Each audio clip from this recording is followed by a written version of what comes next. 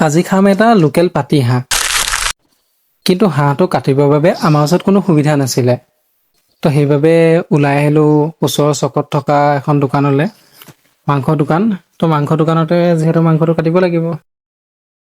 তো কিন্তু কথা পাতি গম পালোঁ যে মাংসটো বোলে হাঁহটো কাটি দিয়াৰ বাবদ বোলে 150 টকা লাগে। যি হওক যি মলক যেনে তেনে কৰি 120 টকা কৰি পিনি কাটি আনিলোঁ। এতিয়া মাংসটো বনাবৰ কাৰণে প্ৰথমতে মাংসটো আমি মেৰিনেট কৰি ল'ব লাগিব। মাংসটো প্ৰথমতে আমি ধুই ল'ম। তো মাংসখিনি ধুই লৈ পিনি আমি মছলা দি অলপ দেৰি মেৰিনেট কৰি ৰখাই দিছোঁ। তাৰপিছত এতিয়া আমি ইপিনে কেৰাহীত তেল দি দিছোঁ। তেল দি পিনি পিঁয়াজটো ফ্ৰাই কৰি ল'ম। তাত আমি মছলা ইউজ কৰিম, মছলা জলকীয়া এইখিনি বস্তু দি লৈছোঁ। আচলতে একচুৱেলি এইটো মোৰ কোনো ৰেচিপি ভিডিঅ' নহয় দেই, জাষ্ট মই কেনেকৈ বনাইছোঁ এইটো জাষ্ট দেখুৱাইছোঁ একবাৰ। মই আচলতে এনেই মাছ মাংসখিনি বনাই ভাল পাওঁ, সেইটো কাৰণে তো ভাবিলোঁ কি হয় যে আপোনালোককো দেখুৱাই দিওঁ।